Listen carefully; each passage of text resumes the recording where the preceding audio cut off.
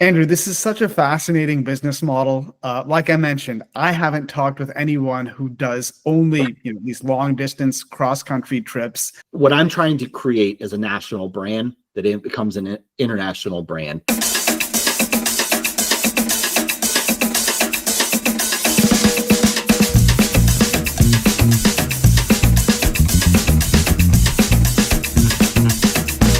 As an owner of an NEMT business who's been doing this for quite a long time, you must have so many stories of interesting and fun experiences with passengers.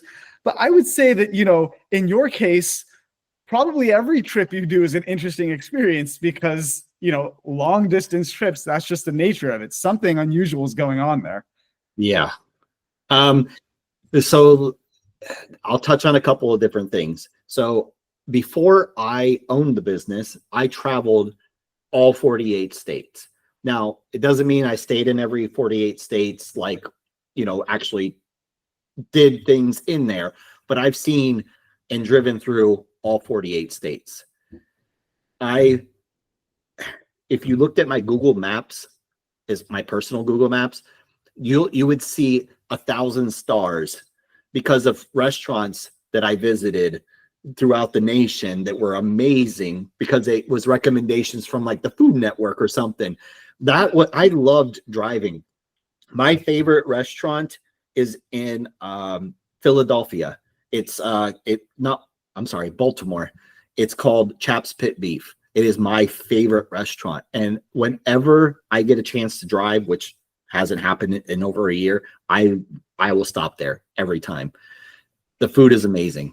Just interesting experiences that you've had running this business. Okay. The interesting things, it's more of the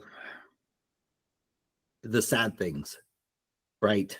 Give me a second. Yeah. This is always the hard part to talk about. It's the individuals. It's their last trip. They're moving back from Florida or whatever coastal line they live in to somewhere else. And their last request is just, can I see the ocean one more time? And we'll pick them up and we'll take them to the ocean and open up the doors and let them see the ocean. Let them see whatever it is that they want to see. We don't deal with a lot of doctor's appointments. This is the final journey for most of our clients. And, they might have been in a nursing home for the last 3 years. And their only request is, can you take me to McDonald's so I can enjoy one more Big Mac before I get to where I know this is where I'm going for the rest of my life. Those are always the hardest, but they're also what drives me to continue to provide the best service possible for these individuals because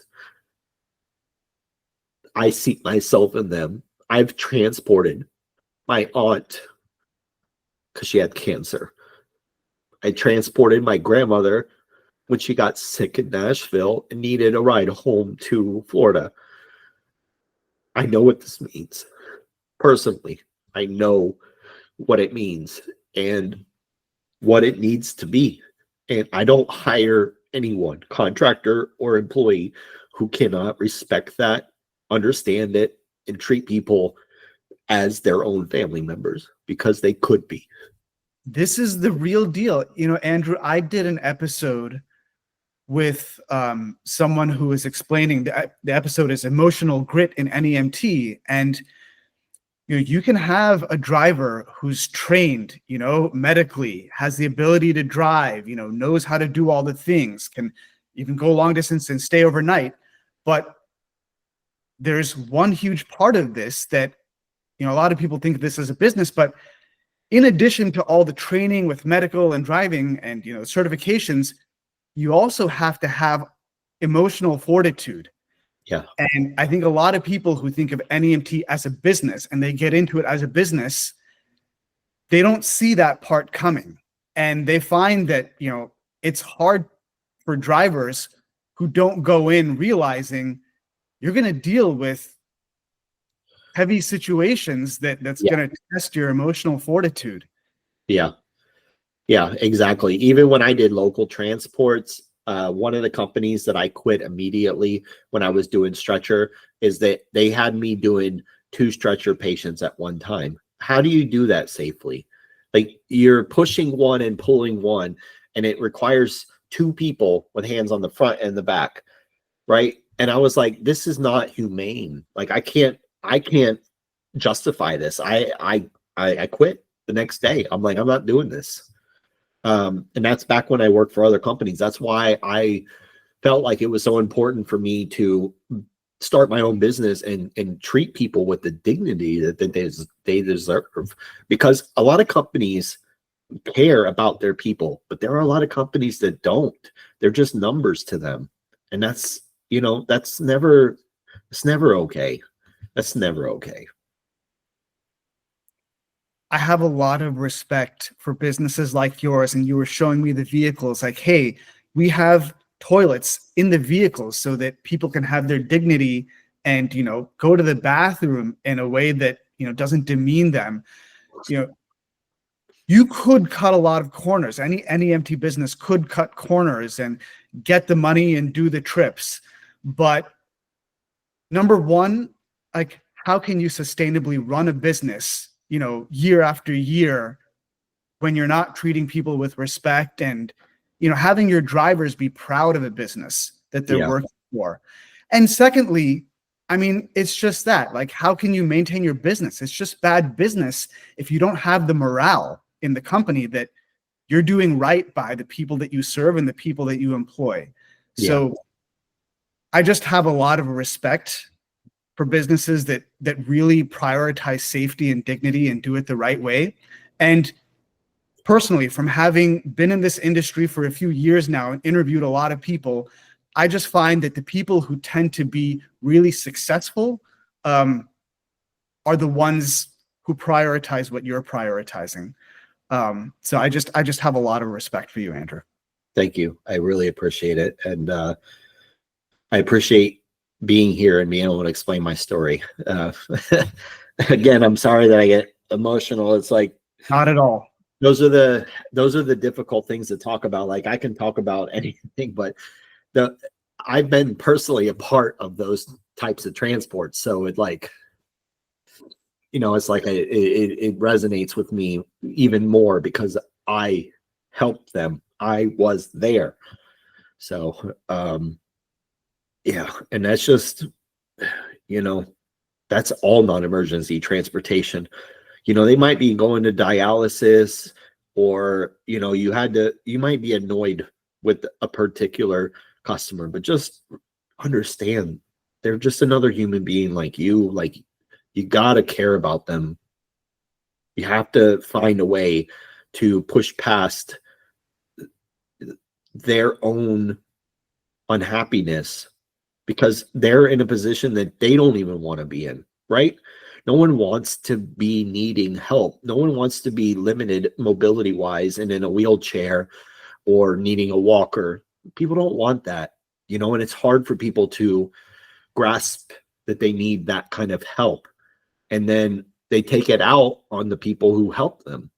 But you have to center that and really realize that they're just taking it out on you because they're unhappy with where they're at this point.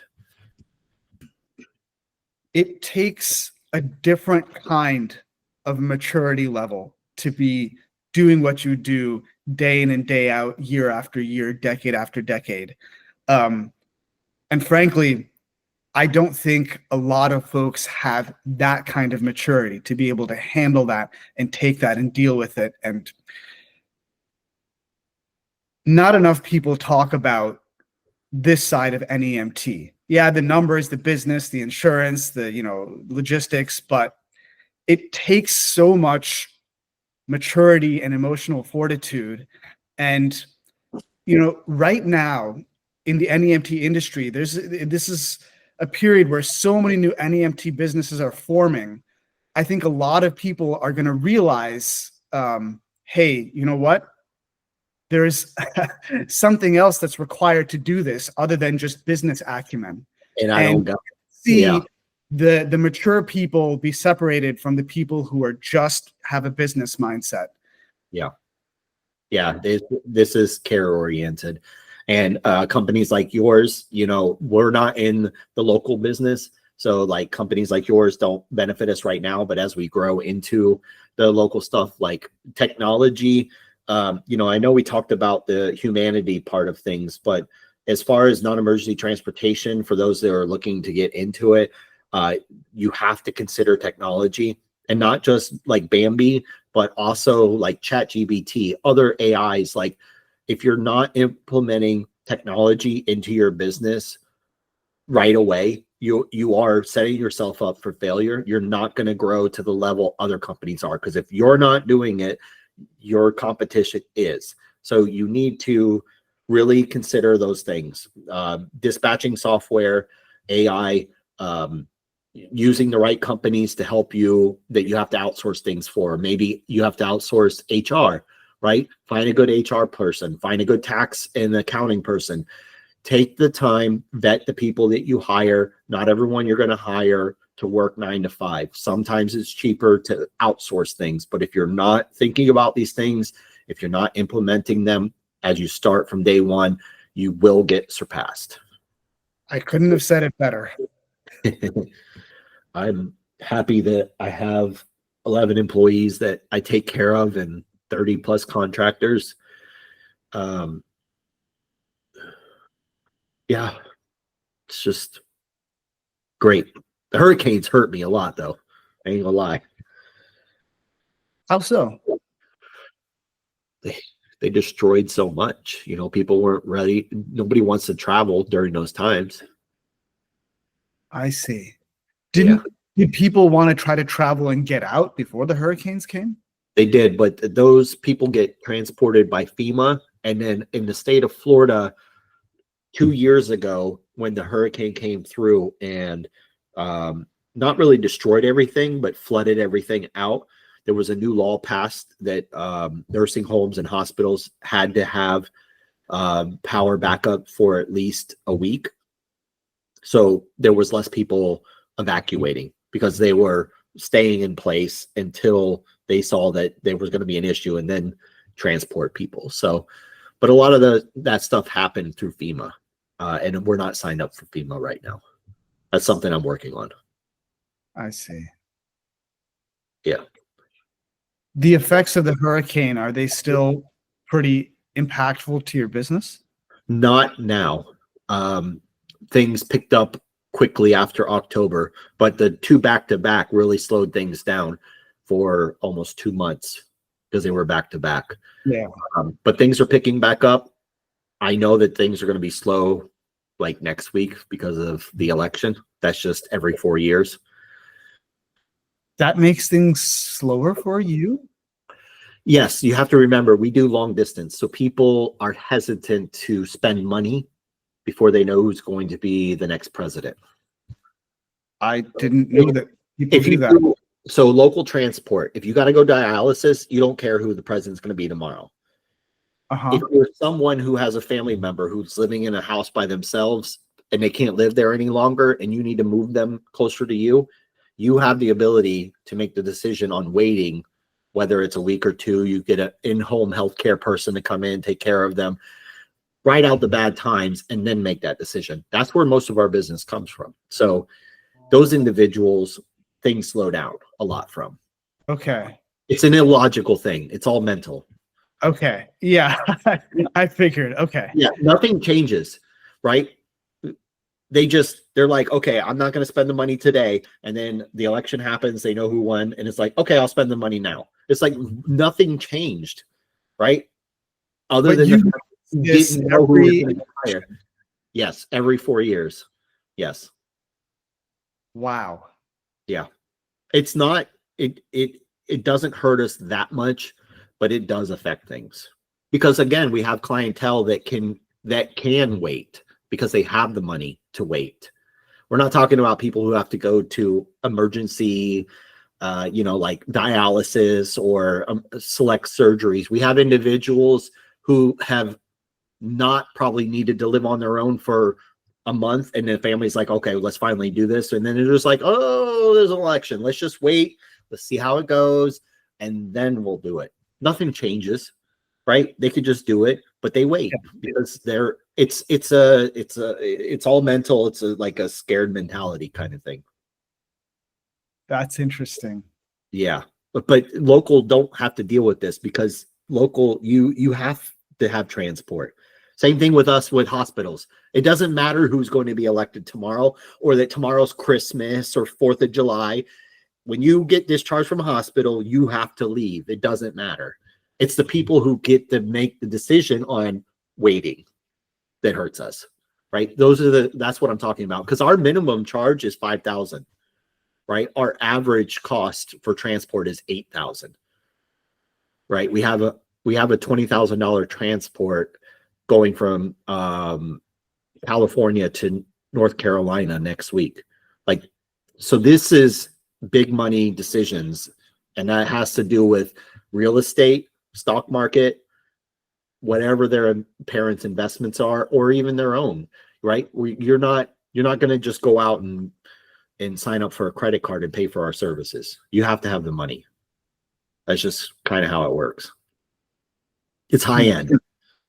We're not dealing with $35, $65 wheelchair stretcher transports. These are big money items. So that's why. So now maybe I told you the price.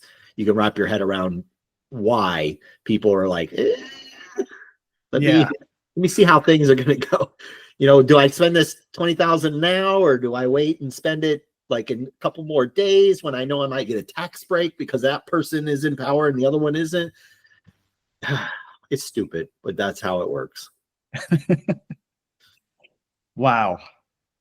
And then you got to plan for all the whatever was waiting for before the election. After the election, it's a bump because everyone was waiting. Again, I want to go yesterday. Okay, I can't do yesterday, but I can see what I can do for you. That happens a lot. It really does. And natural disasters just ruin that. Whether it's, again, hurricanes hitting Florida all the way up to 5 different states, or it's tornadoes hitting Kansas and Texas and all of that, or blizzards. I had one van. This is how great my van designs are. And I know I'm tooting my own horn right now, but 2 years ago, my van got stuck in a blizzard that was hitting Denver, that was on the news, and it got stuck for over 24 hours on the highway because of the blizzard. And they were letting people in there from other vehicles because our vehicle was so insulated that we didn't have to have it running the whole time. We could just turn it on, let it warm up, and then turn it back off. And we had drinks and snacks and a bathroom on board. That's what happened because of my van designs. Soundproofing, insulation, heavier plywood to make the van ride better, because cargo vans, whether it's Mercedes, Ford, or Dodge, are designed to ride better when you have a full load in the cargo aspect of things. So if all you're putting in there is 3 people in the back and you're not putting any actual weight, it rides really rough. So I circumvented that by putting heavy plywood in there so that it weighs it down so that it rides like it's supposed to. You're essentially doing disaster relief. That's where I eventually will get to. Yeah. Our longest trip was Washington State to Florida. In between, so even we have a limit, even though we send a 3-person crew, we get hotels in between where we, the medic person will stay with the patient. If a family member is not riding with, we'll stay with the patient at a hotel, because we want to ensure safety for everyone, Plus, that kind of trip, 36 hours in a vehicle, even though that it rides better, you're still dealing with bounce. You're going to get agitated at some point. Yeah. So, we take all these things into consideration.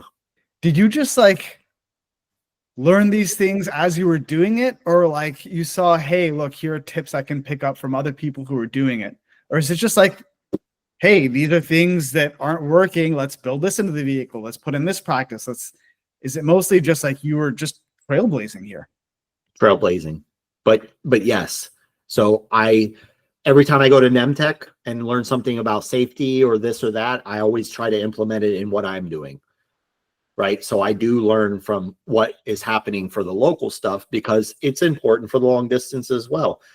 But there are certain things that I just get customer feedback with, or from the contractors, the ones that are living on the vans for weeks at a time. Yes, they get hotels, but they're living on these vehicles. It's like, okay, what works, what doesn't work? We got a cell phone holder where you can put your cell phone and let it charge while you're sleeping. We have a basket where you put your shoes to let them sit while you're sleeping in the vehicle. We have, cup holders in the right position. We have like our lights, right? The light above the medic and the patient has the option of being white or red, right? So red, you turn it on when you're dealing with the patient in the middle of the night, and you don't want to blind them while you try to change their diaper, right? While you're trying to deal with all of the incontinence, you just want you want light, but you don't want something that's blinding to them. Those are the little things, like all of these things. My next van design is going to be like an airline as far as the AC system. So each individual station, the passenger, the patient, the medic, and the driver will have individual AC controls where they can turn it on and off like in an airplane. Because right now it's just a blanket system. And usually the person that's in the back, the elderly person, doesn't want the AC on. Well, everyone else has to suffer. So I'm going to design it to where each position can control their own stuff. Does that make sense? It makes sense, and it's incredible. I'm always thinking about these things. Really thought of everything. Run, Bambi, run. Run, Bambi, run. Of course. You guys run. Run, Bambi. Awesome. Thanks, Andrew. Of course.